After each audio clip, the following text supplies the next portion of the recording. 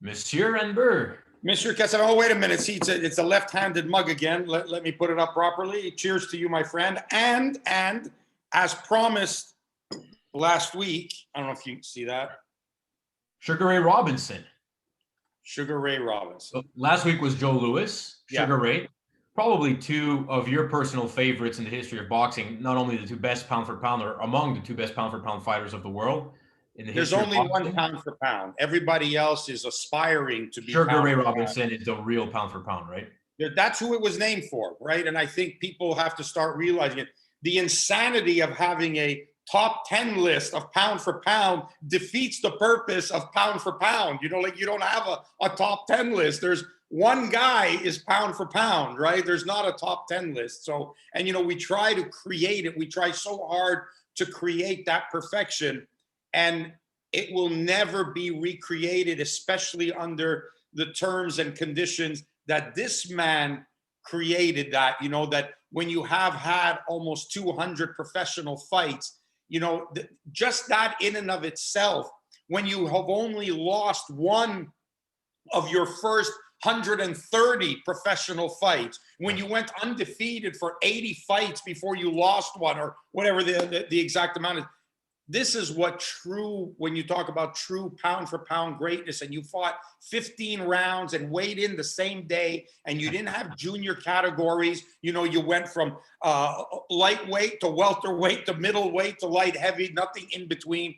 You know, this is really, you know, like I said to you the other day at work, you know, technology has forced us now that people don't remember that in the 1970s, you could put 2 slices of toast in a toaster, and 90 seconds later, you had toast. Now you put 2 slices of toast in the toaster, and 4 minutes later, you have toast. And we accept that, but the face is really nice, and it's got nice dials on it, and it's pretty, but it's not the quality of what it used to be. And I think that maybe could speak to boxing, you know, in our time, that this was perfection. This was greatness. And you made the case after 200 pro fights. I've said my piece. So Floyd Mayweather isn't the best fighter in the history of boxing, pound for pound, is what you're saying. I'm saying that. Okay, because he does state himself as the best ever, and probably one of the best, of course, of this generation, and one of the best all-time defensive fighters, but not all-time pound for pound. There's just so much more that goes into that. You know, so much more that goes into greatness. Listen, you would be a moron to think that Floyd Mayweather can't fight. Right. Floyd Mayweather would have been a handful for anybody in any era at any time. Forget it. I mean, he still will be a great fighter.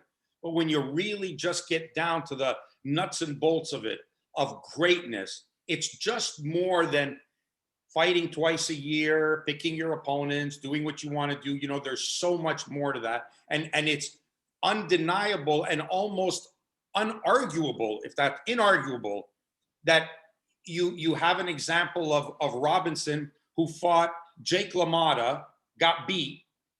Days later, fought a tune-up fight against Wilson in California, and then 10 days after that, fought the rematch with Jake LaMotta. So 3 fights in 21 days. This is part of the greatness, you know, of the greatness that comes with being a fighter, and Sugar Ray had it all. So yeah. And even listen, I don't want to go too far ahead here. We have a guest waiting for us, and Sugar Ray Robinson. When you look at the tape, I believe that even in this day and age, he would dominate. It's not like people say sometimes the old timers were great at the time, but in the new age of sports and science and the medicines and the guys being stronger and quicker, that they couldn't compete with the best of this era. I don't believe that when the case when you look at Sugar Ray Robinson and the power and the technique, he would still be the best welterweight and probably the best middleweight in boxing. 100%, 1,000%.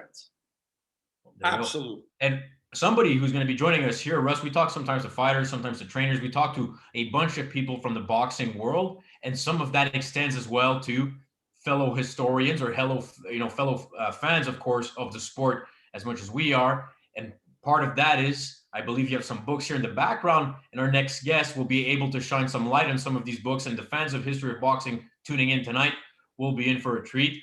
So we're going to be bringing in our friend Kyle here in a second. But the one thing, whether it's trainers, boxers, whoever we have on the show, we bring in people with passion. And passion doesn't only translate into what goes on in the ring, but passion for the love of the sport. And everybody exhibits their love and passion in different ways. And I'm proud to have Kyle on the show with us tonight, because this is all his passion and his brainchild that's able to bring us publications like this. How are you, Kyle?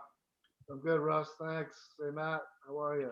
Kyle, again, thank you for joining us tonight. And maybe before I even get to the books, though, where did you and Russ meet? How did the relationship start or get in contact here? Was it one of those, encounters during a boxing event, or how did it go about?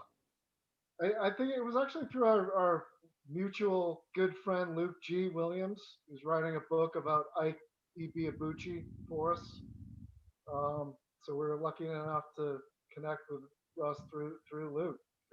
And then, of course, I just went crazy and figured, talking to Kyle, it was just easy. We started texting each other, and we kind of hit a nice rapport, and we started talking. And I said, I got to have your books. I want to sell these. Is there something we can do to help you? Is there something we can do to move it? Because I could see how passionate he was about boxing. And just by asking, what's the worst he could have said?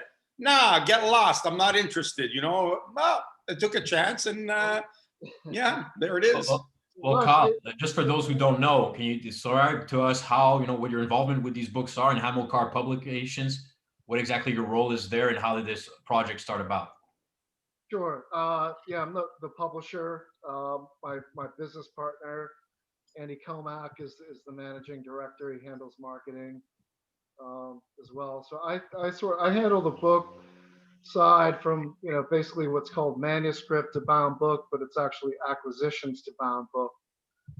My background is working for Boston publishers for about 20 years, actually 18 or so before I started the business with Andy. So I sort of took that production background, manufacturing background, and combined it with my passion for boxing. Sort of put the two together. That was the genesis of the business. I worked in publishing houses, wanted to be an editor on the editorial side, but sometimes you get pigeonholed a bit, and I wanted to kind of do my own book. So the way to do that was to start, my own operation with Andy, who's my friend since we were 14. So our skills really dovetailed in a way that I don't know if we expected. And that was sort of part of the serendipity or the magic with the business, because we've only been doing this for 3.5 years, technically 4 in June, and we pumped out 11 books. We have 9 more in the pipeline, something like that. So it's happened quick, but it's really a passion project. We're both I think we're a really good team. The fact how simpatico we are has really driven this, and it's passion driven as well, without question. Kyle, there'd be people who would say, you gotta be nuts. You're building your empire on boxing books, So what do you, listen, we get that as well. I want to start a boxing equipment company. What are you, crazy? So what do you want to do with your books? Well, it's interesting. First, I'd say to that, whatever the old saying is, the death of whatever is greatly exaggerated. I think with boxing, we all sort of know that. Even in the U.S., for example, some people might claim it's dead, but then a good example, one of the many examples that I sort of pull out when I'm talking to people is I went to a fight at the tennis court in Carson. The place is jammed, Mexican American fans and certain parts of the country, it might appear dead, but it ain't dead. I used to make that argument back in the day when Klitschko's were ruling the roost and was heavyweight champion of the world, and people would say, boxing, boxing's dead. I used to follow Holyfield and Tyson and Riddick Bowe. I said, well, boxing is dead because for you here, the champion isn't a North American or an American. But when they're packing 60,000 people into a heavyweight title fight, with Klitschko, it's far from dead. And sometimes we've lost I think we lose sight, and as the American media loses sight sometimes, that there is a globe to us and there is a world to us. It doesn't only happen in the 50 states. Yeah, that, which, man, I don't know. I think that, really hardcore boxing fans are sophisticated. It's a sophisticated sport. I think that the best fans are sophisticated people, and they see beyond the, whatever you want to call it, like the parochialism of, just rooting for, obviously, a lot of people like fighters from their own countries, but, I think that most, again, like most sophisticated fans sort of aren't like that. They appreciate fighters wherever they come from. Well, speaking of the local angle, though, Russ, of people supporting maybe when it's closer to home, Kyle, correct me if I'm wrong, but I think your love and your passion for the sport started from watching a Boston fighter, a legend, somebody who passed away only a few weeks ago, in marvelous Marvin Hagler. And is that really where, at what stage of your life did you think, you know what, I want to do something more than just be a fan here and follow the sport? Yeah, I just turned 50 years old, right? So born in 71, I grew up in the 80s, so it was sort of perfect. Actually a little bit before, like, I was too young to see his forays down to Philly, if you will, and things like that against, Benny Briscoe and Monroe and all that. But the Like early 80s, yeah, it's like the early 80s fights, and especially growing up in Boston, and I was just absolutely sports obsessed kid. I really didn't get into school or books until I was about 20, but it's really all I cared about. And being a Hagler fan was like being a Celtics fan here, at least for us. He was huge. We're actually publishing a book called The War about the Hagler Hearns fight in September, and obviously the book was written before he passed away. But we do see it as a tribute. It's interesting too, Russ. And Matt, like, we're talking about boxing's dead. Like, look at Hagler Hearns. Like, give me another sports event that's more exciting than that, right? Like a Super Bowl. Not to put any other sport down, but boxing at its best, there's nothing like it at all. I don't know, Russ. This, John Shulian, the writer, he wrote a book called Writers Fighters. He's sort of right up there. Yeah, I know it. Yeah, I might even have it. Yeah. I had the sort of good fortune to talk to him several months ago, and he was ringside at Hagler Hearns, and the way that he described it, it's just it's magic. Well, I think you speak to something very true, Kyle, in the sense that sometimes I don't think even us that are in the sport, I'll say myself that's in the sport, right, I'm not always a boxing fan. I don't like certain fights. I don't like certain promotions that are put on. I don't like certain guys that are fighting. I won't watch because it's not my thing. But we become fighter fans. We become matchup fans. That drives us. And I think if we were to relate that to a sport, and I think you can relate being very close to us, my first love as a sport was baseball. That was my first love as a sport. And in 1969, I was 8 years old when the Expos came to Montreal as the first team to venture out of America, that the game had been expanding into Canada.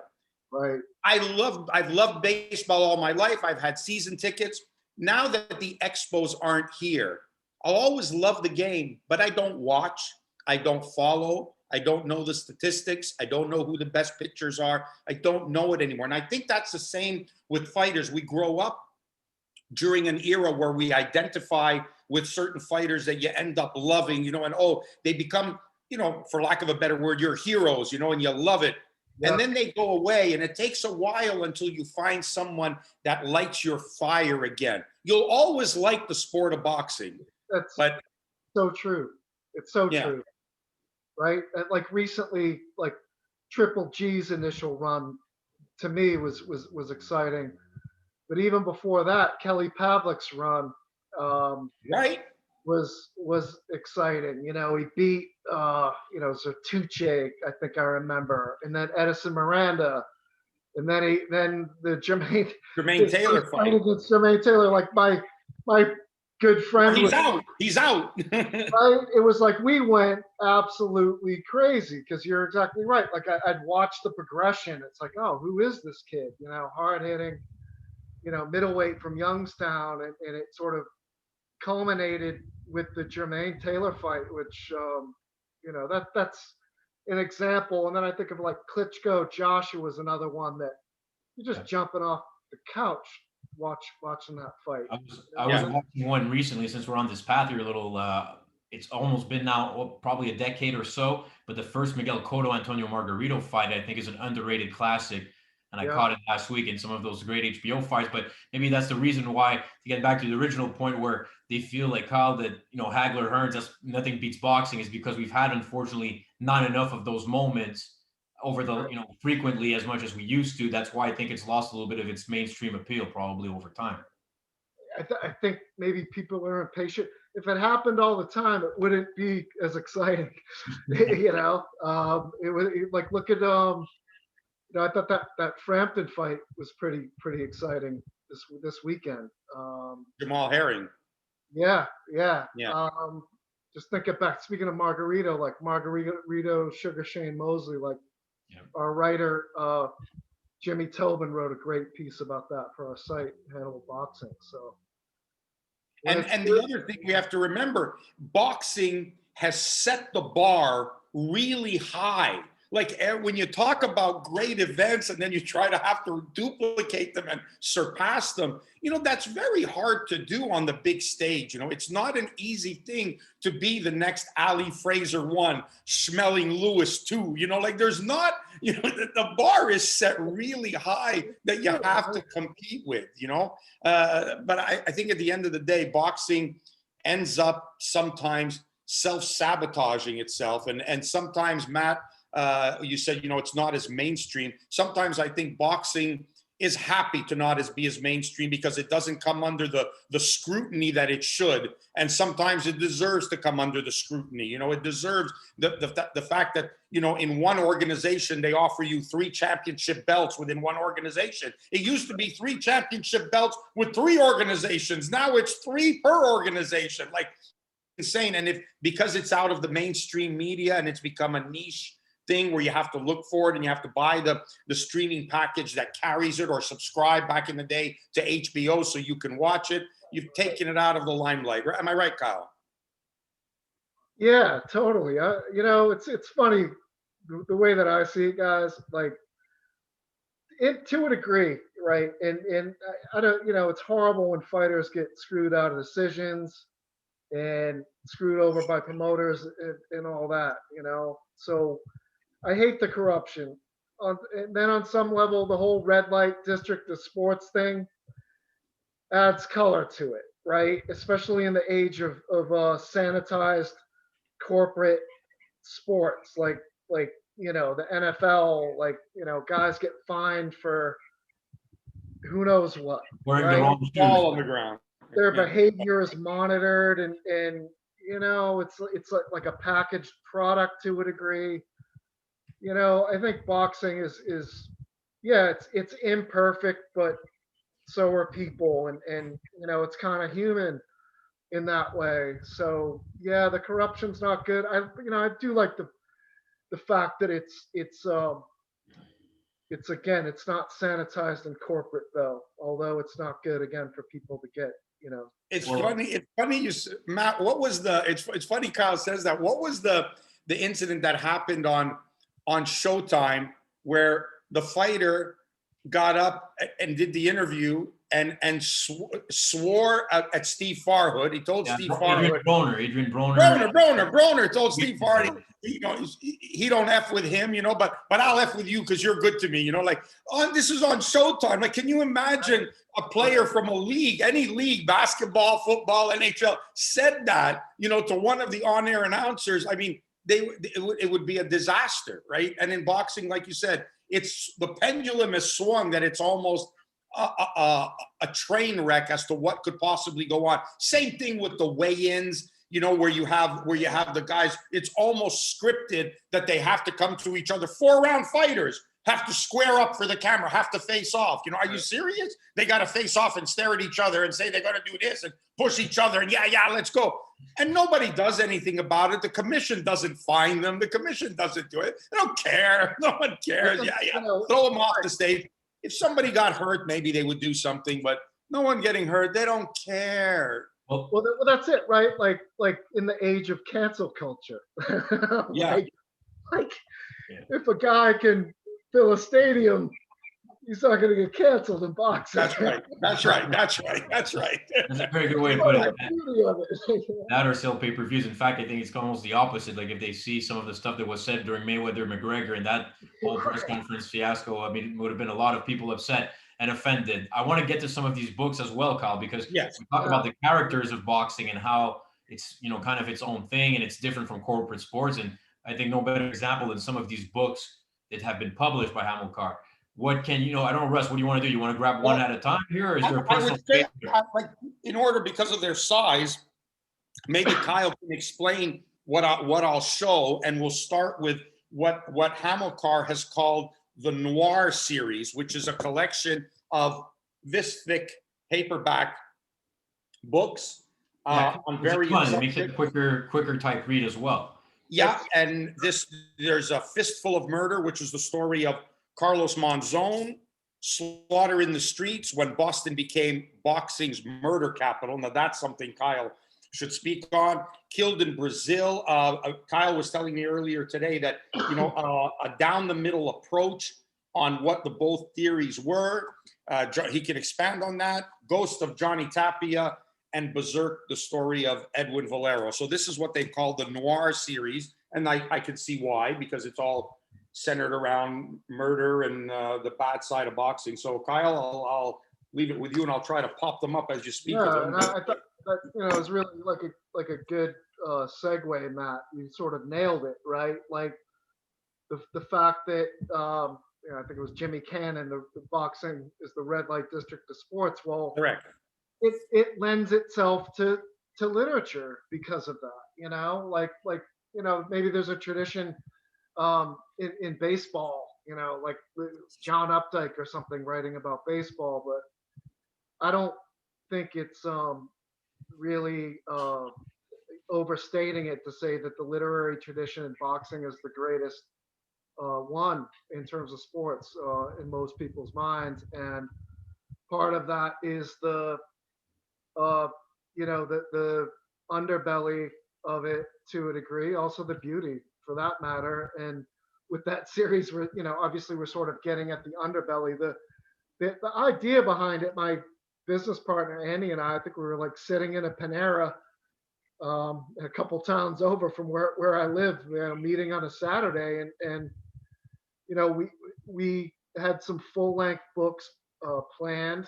You know, Hector Camacho bio, the Bundini Brown book, and we're basically thinking about a series that was a little bit more commercial, you know, quick hits, shorter reads. Originally, we were thinking about an ebook series, but our designer sort of put the covers together and did like a back cover, and we were like, oh, okay, we're going to print these. So, you know, what it was initially, it evolved, you know, from like an ebook to the paperbacks, like the pulpy paperbacks, which sort of a throwback.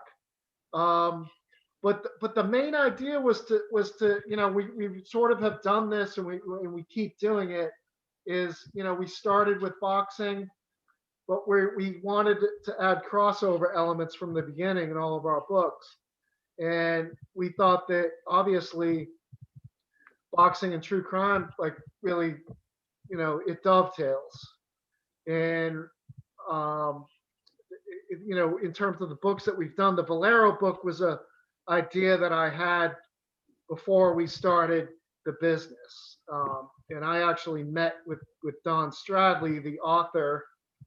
He actually, interestingly, lives in my hometown, which is Rockport, Massachusetts, next to Gloucester, which we have authors all over the place, UK, LA. He happens to live in the next town. And the series really was born with those two conversations with Andy and Don, and the Valero book was the first idea that I had, and Don wanted to do it. And I think I love them all, but that just might be my favorite. It's a hell of a story. It's a horror story, we have no illusions that we're publishing stuff that's kind of brutal, in some ways, and salacious, but the writing is really sort of even-handed and literary, despite the, Russ, if you want to, you can see the titles and the covers are sort of homage to, tabloid newspapers and pulp fiction, but the writing itself is very literary and very even-handed. It's not pulpy prose. It's, okay. It's just, that's the design sort of inspiration that we had, but that was the idea, to combine good writing with, New York Post type of headline, titles. It grabbed the attention. And when you look Yes. at when Valero, just for a second here from the boxing folks, people kind of forget, some hardcore fans to this day believe that he would have probably been an all-timer, could have maybe challenged Manny Pacquiao, and their paths were kind of on par. And what about the story that maybe you people who don't know as much could uncover by buying like the Berserk book or others? But the Valero story, I think, to me is very interesting because it's maybe not as known by some of the newer fans, but for a while, Valero was really one of the hardcore fan favorites. Well, that's it, right? He was mythical. He was sort of a mythical fighter. Dougie Fisher talks about Don interviewed Dougie Fisher, the infamous sparring sessions in LA and all that, right? Like Valero, and then we're doing the Ike Ibeabuchi book, which kind of taps into that too. So, that's at least a couple subjects right there in terms of, books one that we published, one that's coming out, where you have a mythical fighter who self-destructs. And then Valero with, Venezuela is sort of like it's a character in itself. And you had Hugo Chavez, and Stradley really sort of explored that. Like Valero had a relationship with Hugo Chavez. Like, that's the thing with these books, have weight, they're short, but, they get into the history, the prose is excellent, with the sensational covers. Like the idea that I had at the beginning too was to create a contrast that surprises people. It's like, wait a minute, Berserk. And then they open it up and the writing's like first rate storytelling and prose. And it's like, wait, I thought this was just going to be some sensational kind of trashy book, and they really aren't that. So that's kind of what we're up to. Wow. This is the one that captures my attention because of the noir series, because it's so sad that this guy who might arguably be the greatest middleweight of all time, has such a dark side to his life, and that he was a murderer and a bad guy and the whole bit. The fact that you were able to do this in this thickness is amazing on the guy who held the record up until Hopkins came along, of most successful, title defenses. And, the Monzone, the aura around him, just to give you an idea, with all due respect and to, rest in peace to Marvin. But back in the day, when you would talk about great middleweights of the past, I asked a former Boston fighter that you may know of, who would have won between Carlos Monzone and Marvin Hagler if they met in their prime? And his answer to me was this. He said, Russ, what happened when Leonard beat Hagler? I said, well, he moved to Italy. He said, if he'd have fought Monzone, he'd have moved to the moon. So, but I think that speaks of how great, to say something like that, it speaks to how great Monzone was. And you know that you can have somebody who was so great and idolized by so many and part of the fabric of the legends of boxing to finish his life the way it finished is Right. it's gut-wrenching. Yeah. You know what's interesting, Russ? And Stradley and I, since he lives next door, you know, we get beers or coffee, you know, pre-pandemic quite a bit. So we talk for hours about this stuff. You know, it's sort of like a business thing, but then it just ventures off into talking about it. And you know, the interesting thing in those discussions was that Monzone was a pretty bad guy. Yeah, that's right. You know, like Valero had the motorcycle accident, you know, which I did, you know, and obviously you know, add, you know, fights to that. Valero was sort of like just a screwed up kid in some ways, but I think that Monzone, to a degree, was like a straight up villain. You know, Yeah. and the world needs villains. Yeah. And books definitely need villains. Yeah. But I thought it was interesting because with Valero, you know, he screwed up on drugs and he just lost control. I don't know, you know, a lot of people described him as you know, sort of like a nice kid to a degree. And you know, especially with these books, I don't just read them, I edit them, line edit them. So I know the story, I get to know the stories backwards and forwards. And Monzone was just sort of irredeemable. It's interesting, like the only time in the book that Stradley basically wrote about his being nice was when he met Benny Briscoe. He was nice to Benny Briscoe. Oh. Aside from that, he was like an asshole that's like everyone. You know? Oh man. There's something about Argentina in that villain role in a sense. I don't know, but Marcos Maidana, guys like Lucas Matisse, they never look like necessarily the most welcoming guys. They have kind of the toughness and ruggedness about them. I don't know. It's obviously not an easy country to grow up in that has a say in it. But Sergio Martinez was kind of like the first one who had kind of more of this pretty boy image, even though maybe he identifies himself as being a Spaniard more so than, even though I believe he was representing Argentina or lived there for a good portion of his life. Yeah, it's a really good point. Victor Galindez was the same way. Victor Galindez was a beast. Like he was a big version of all the guys you just described. So that's exactly who he was. Yeah. And Bonavina wasn't really. I don't know.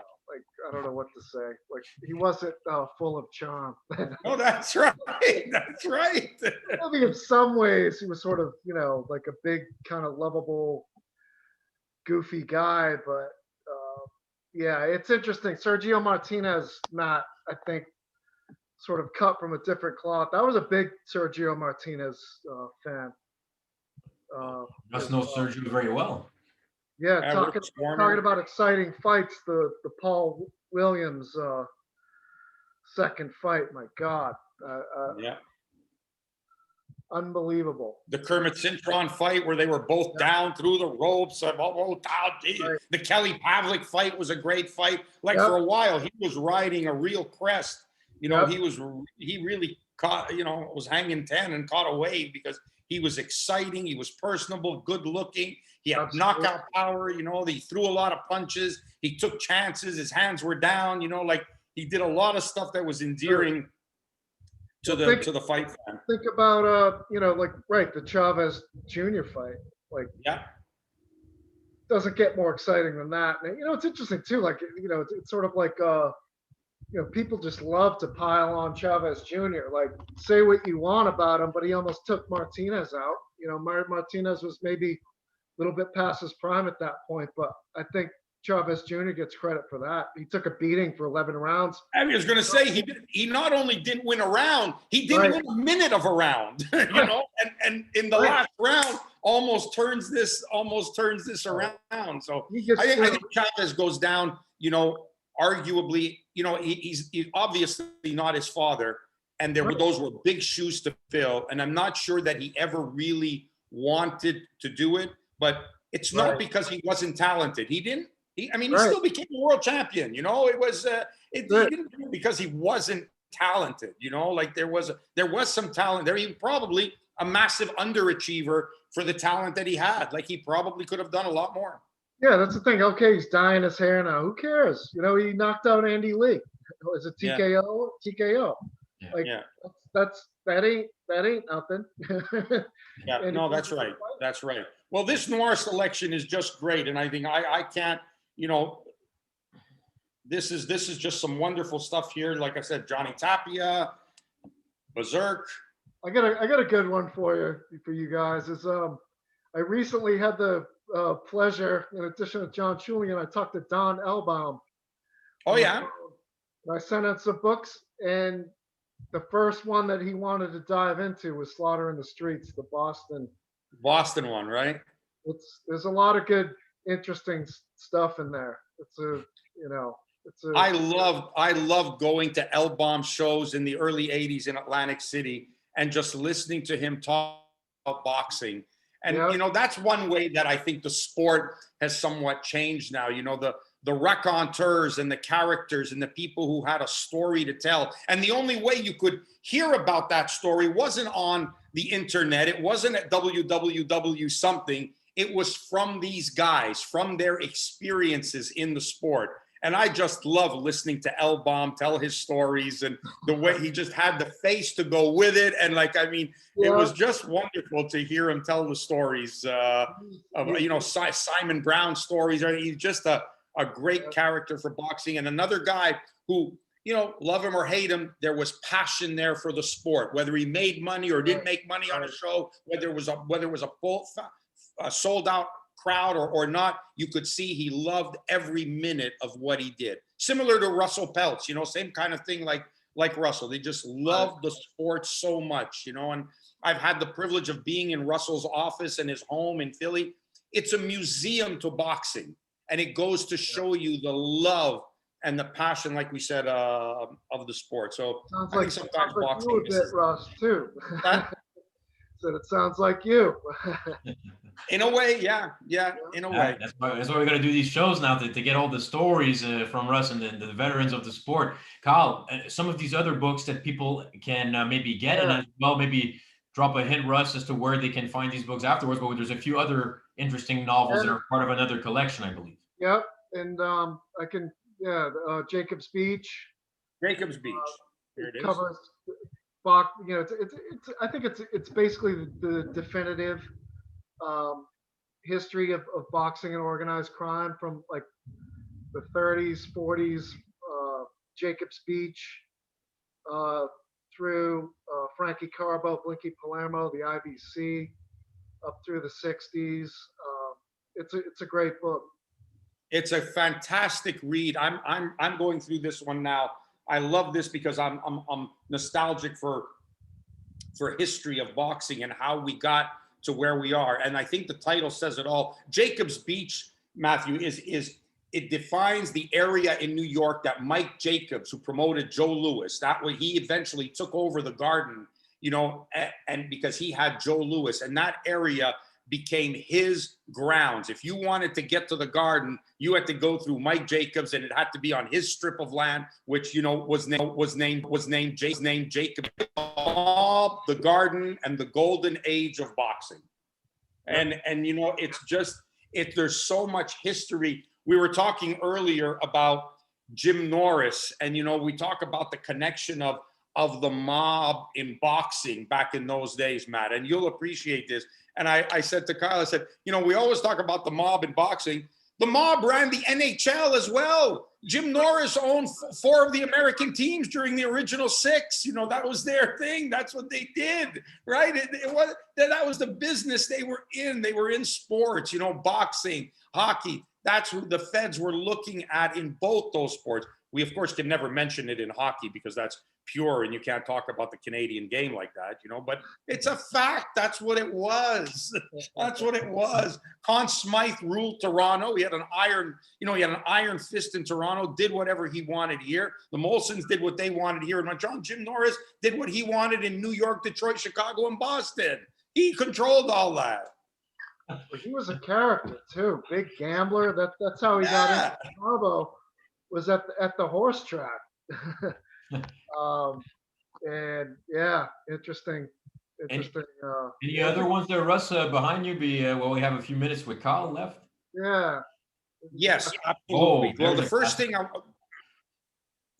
before I talk about this book, because being a collector that I am, and I got this from my dad, in all the books that I have, I put this inside the cover, which is a poem about the beauty of books and how important they are. And then it says at the bottom, from the library of Russ Anber. So Wow. when Kyle sent me these books, I said, look what I put in all my books. And he told me that I had no idea what it was called. And he said, this is called Xlibris, right? Yep.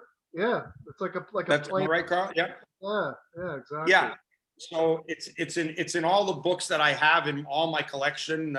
You put it in there and it identifies the book. And this was something that was done in the past. So I did that. And Kyle told me that there's an actual name for that. And I didn't know. So I figured because he was a book lover, he'd appreciate that. So I showed it to him. And this is the one that he told me and Andy told me is the one I should read. And I think this probably says it all. And it says, don't, but there's a strike through on it. Believe the hype.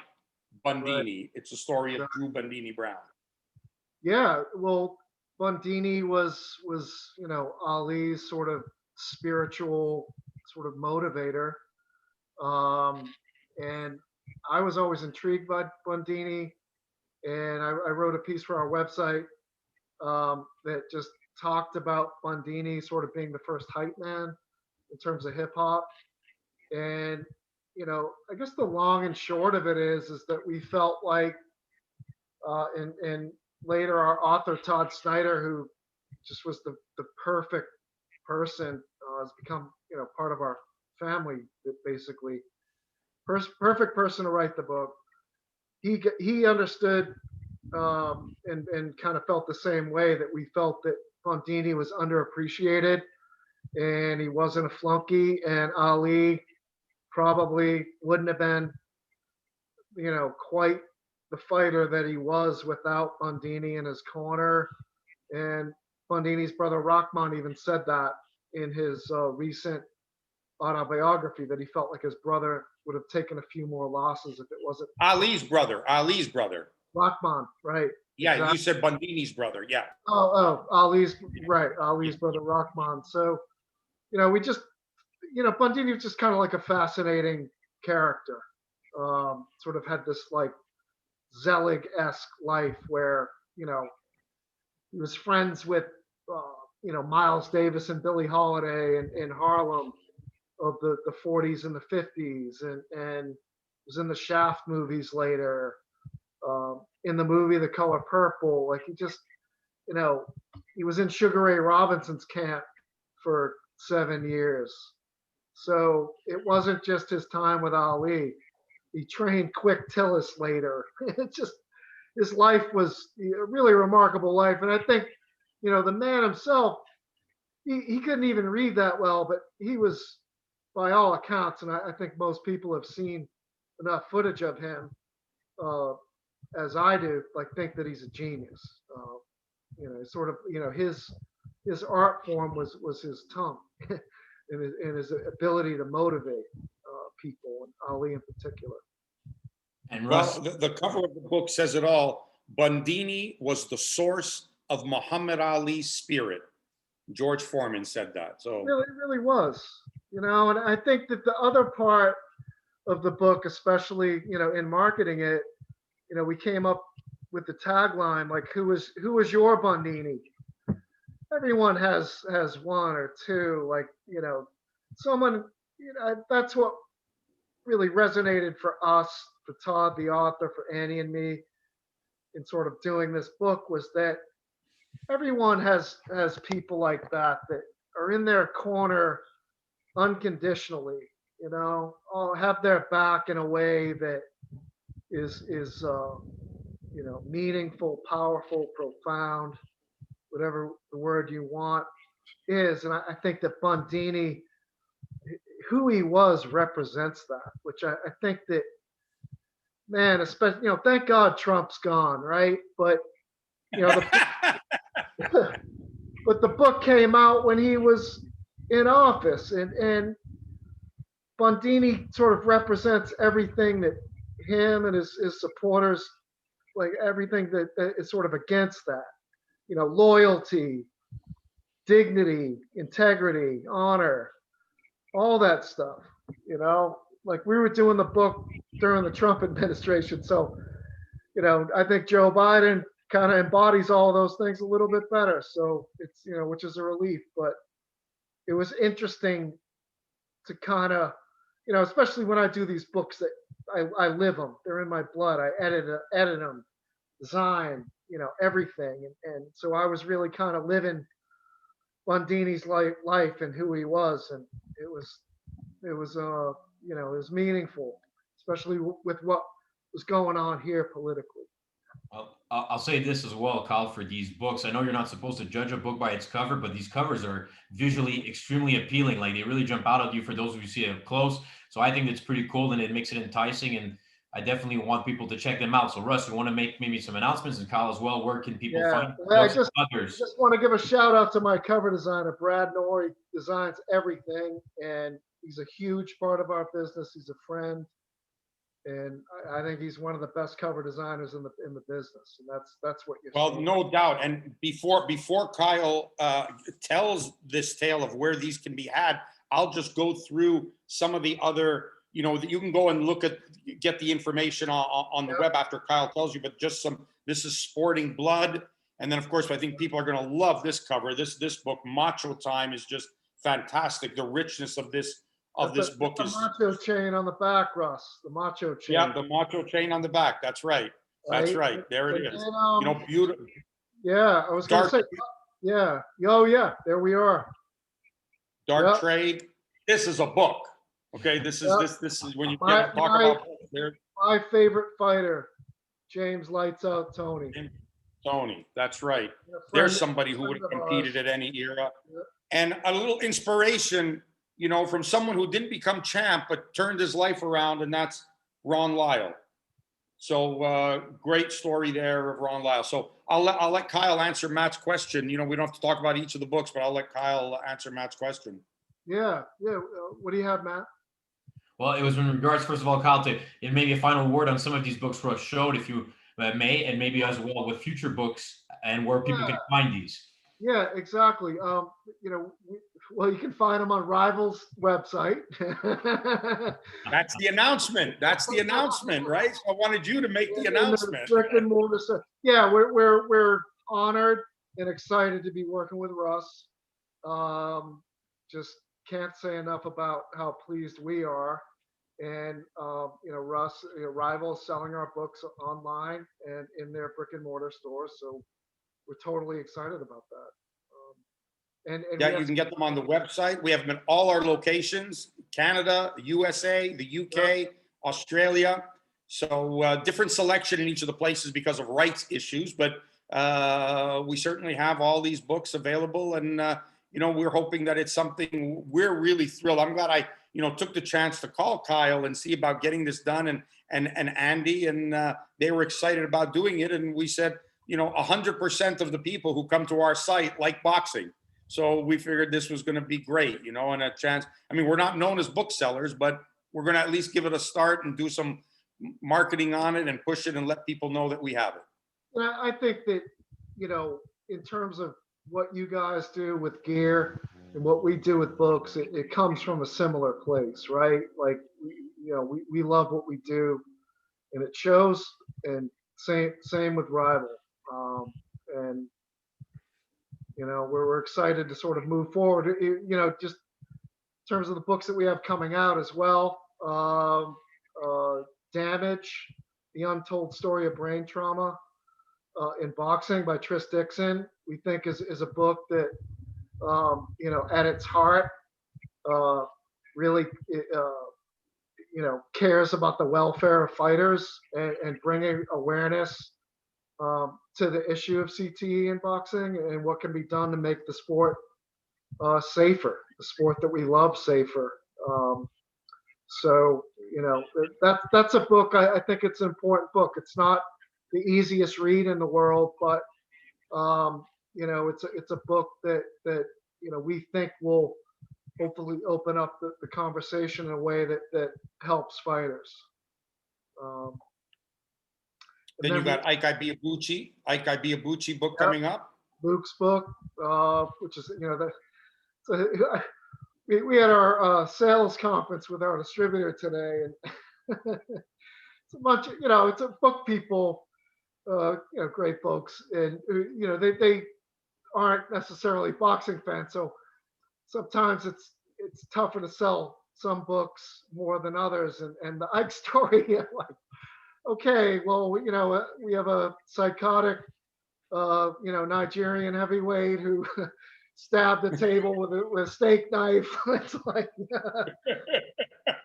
that's a tough one to sell a little bit, but it's a hell of a story. Luke's a great writer, and as you know, a great guy. And I'm actually, that manuscript's in my queue in terms of editing it. I've read large parts of it, so excited for that. The War, the Hagler Hearns book, comes out in September. We're really excited about that. Charles Farrell's book, Low Life, excellent memoir, comes out in June. And then we have Beatboxing, which Matt, you and I were talking about. That's Todd Snyder, who wrote the Bundini book. It's his follow-up sort of effort for us, and it talks about the intersection of boxing and hip hop, which we're seeing with Triller, and we've all seen it historically, right? Floyd and 50 Cent, and Wu-Tang Clan walking, Raekwon, I remember, did a ring walk, one of my favorite MCs, Mike Tyson and Tupac even back in yeah, right, Mike Tyson and Tupac, they're on the cover. So we feel like it really captures, like, the zeitgeist thing is kind of hitting now with it, but and just in terms of who we interviewed, which I was talking about a little bit earlier with you, Matt, like Eric B of Eric B and Rakim, half of it, like Mathematics, Master Killa, Inspector Deck of the Wu-Tang Clan, Luda Bella actually closes the show with a great quote. You got some OGs there in that book. Yep, got some OGs. B-Hop, James Toney is interviewed for it.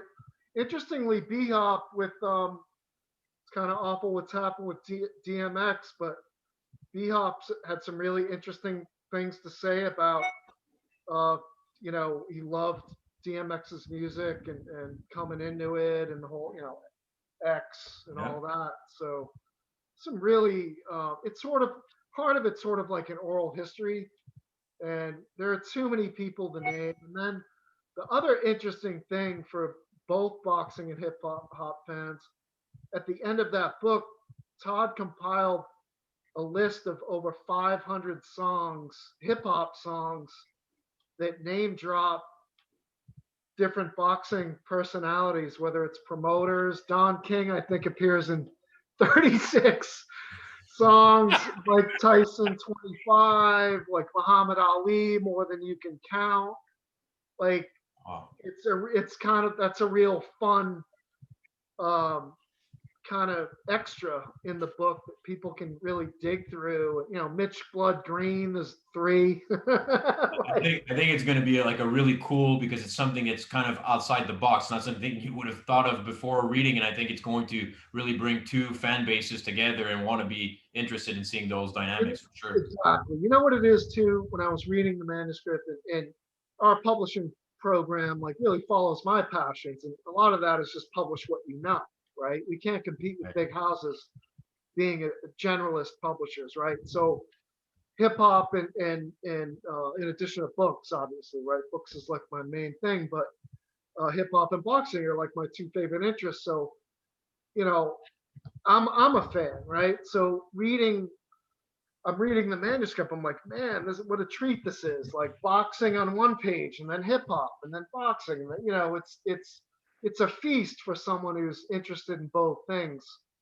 Never mind. I'm surprised neither of you have mentioned Roy Jones, his connection to hip hop, because I've traveled with Roy around the world. We've been to Russia together. We've been to Riga, Latvia together. There's nowhere he goes, especially on that part of the world, where he's not asked to perform and sing, Right. you know, Y'all Must Have Forgotten, his two big hits that he had. Russ, one of the chapters is titled "Y'all Must Have Forgot." There we go. Yeah, there you go. There you go. He's in it. He's in it. On that note, Yeah, it's interesting. One or two chapters on Roy, couple chapters on Mike Tyson and Tupac, Zab Judah, couple chapters because Zab Judah really merges the two worlds. James Prince, you know, with Rap A Lot Records out of Houston. There's Todd is well. The thing with Todd is he's a professor. He's an academic. He doesn't write like one per se, right? These are trade books. But he's the son of a coal miner, right? West Virginia. He's brilliant and he busts his ass. So there's really like no stone unturned in terms of the research with this book, which I think will impress people. Like anything to do with hip hop and boxing, it's in there. So. Well, listen, I really look forward to it, Kyle. I really enjoyed this conversation. For those again who want to see, possibly purchase these books on rivalboxing.com from Hamilcar Publications. Kyle Sarofeen. Russ, any final thoughts here for this evening? I'm really happy that we got to talk about this, and I don't think that this happens often when you get somebody who wants to start a company and print boxing books and the collection that we have. So I think we're lucky to have Kyle. As crazy as that might be, he's done it and he's fulfilled a dream and a passion, and that we're able to. I'm proud that we have it on our side and that we have a relationship and a partnership with these guys. And it's just a question of letting people know that it's available. You can get it. And if you're a fight fan and you have a library of books and you want to learn about the history of boxing, modern day, the past, fighters, it's here in this collection. And we're proud to have it. And I hope there's many more to come. And I look forward to all the new releases as well. And Kyle, thank you so much for taking the time to be with us. And I win the bet on being over 15 minutes, right? So I'm going to call you after we can keep talking. Yeah, that's right. That's right. All right, thanks, guys. Right. I really appreciate it. We feel the same way, Russ. Great to be working with you. Thank you, Matt. Thank you, Kyle. Say hi to Andy for me, okay? I will. Will do. All right.